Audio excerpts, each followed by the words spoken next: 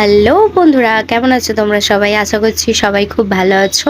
আমিও খুব ভালো আছি। আমি সুপমা। আমার নতুন একটা ভিডিওতে আপনাদের সকলকে জানাই স্বাগত।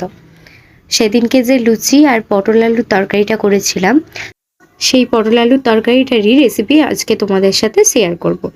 চলো দেখে নিই। প্রথমে আমরা কড়াইতে তেল দিয়ে তেলটা গরম হয়ে যাওয়ার পরে পটলগুলো ভেজে নিচ্ছিলাম।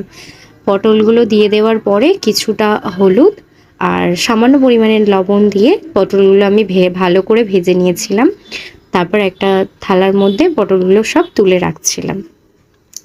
তারপরে কড়াইতে আরেকটু তেল দিয়ে আর এর মধ্যে আমি দিয়ে দেব কিছু ফোড়ন, যেমন শুকনো লঙ্কা, একটা তেজপাতা, 1 চামচ মতো গোটা জিরে, আর এর সাথেই দিলাম কাশ্মীরি লঙ্কার গুঁড়ো, যাতে তরকারির কালারটা একটু লাল মানে সুন্দর আসে, তার জন্য তেলের মধ্যেই দিয়ে দিয়েছিলাম।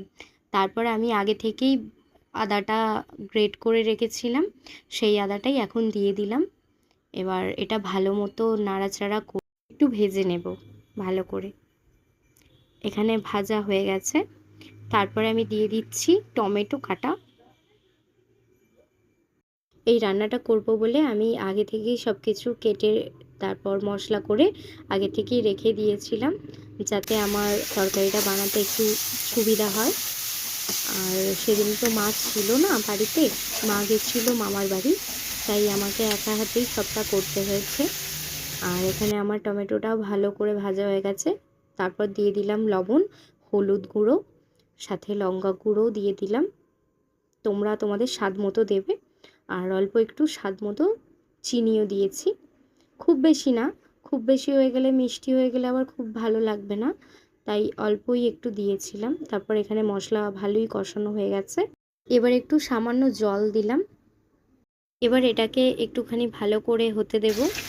যখন মশলাটা থেকে তেল ছেড়ে দিয়েছে তখন দিলাম পটলগুলো, তারপর ভেজে রাখা আলুগুলোও দিয়ে দেব। আমি আলুগুলো আগেই ভেজে রেখেছিলাম। এবার দিয়ে ভালো করে নাড়াচাড়া করে নেব। একটু ভালো করে কষানো হয়ে যাওয়ার পরে দিয়ে দিলাম পরিমাণ মতো জল। এবার এটাকে সেদ্ধ হতে দিতে হবে। এবার ঢাকা দিয়ে দিলাম। দুবার তিনবার করে ঢাকা খুলে খুলে দেখেছিলাম। এখন দেখলাম যে হয়ে গেছে, আলুটা ভালোই সেদ্ধ হয়ে গেছে। এবার আমি সানরাইজের গরম মশলা দিয়ে তরকারিটাতে এবার একটু ঘি দিলাম, কারণ নিরামিষ তরকারি তো ঘি দিলে দারুণ স্বাদ হয় খেতে। তরকারি আমার হয়ে গেছে। এবার আমি লুচিগুলো ভেজে নিচ্ছি। লুচি খেতে যে আমি কি পরিমাণে ভালোবাসি সেটা আমি আপনাদেরকে বলতে পারছি না।